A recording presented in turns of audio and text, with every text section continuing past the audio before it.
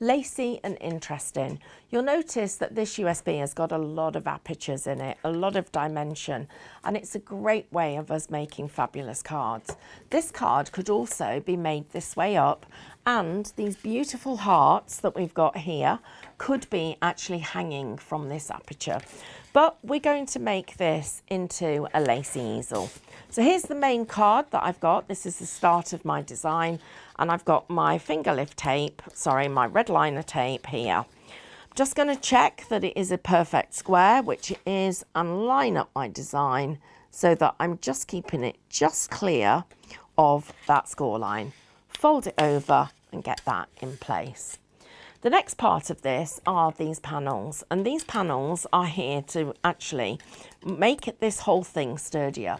Because it's quite lightweight, it's quite floppy, and you can see that this isn't really going to hold its shape. So we're going to put 2 panels on here. I'm just checking while I'm doing this that I've got the right panel in the right place.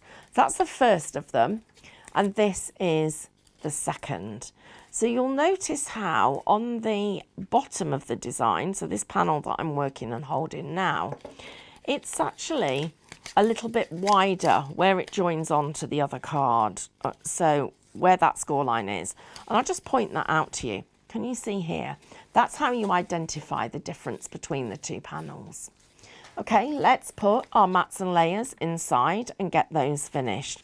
This is a really pretty edge, and it's an edge you won't find in the library of your scan and cut, so it's good to have it to be able to work with.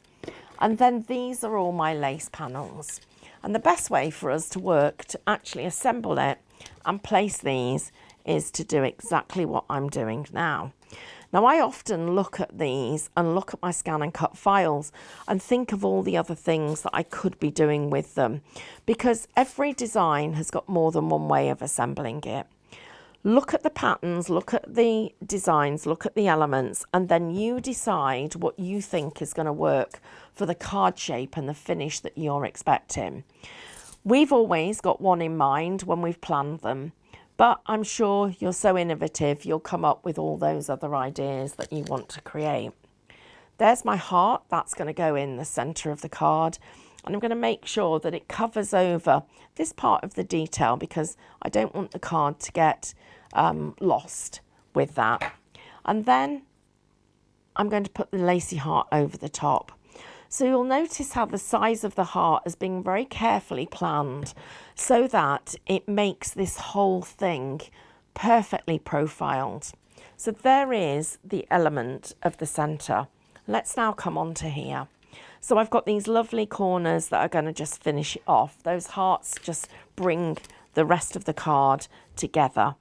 Going along the edge, as we've already talked about, and just putting that little bit of our wet adhesive. Positioning that one in place, doing the same with the second, third and fourth. Just going to get those in place. So just a quick little reminder, everybody, and this is going to sit just inside here.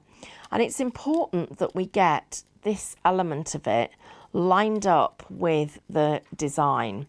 And it may be that you find it easier for this to go on before you actually put your panel on. You decide. I wanted to show you this because I wanted to make the most of actually that element of the design. If it is a case of putting it on afterwards, you put your glue inside and then what we do is we slide this circle in place, line up the first of the little scallops until we've got them in position, and then just press that down firmly and you can see that that's in the perfect position. 2 more of these to go on the back. I'm not going to do that for you right now because I'm sure that you're more than capable of doing that, but I do want to show you how these 2 colorways just literally bring the designs to life.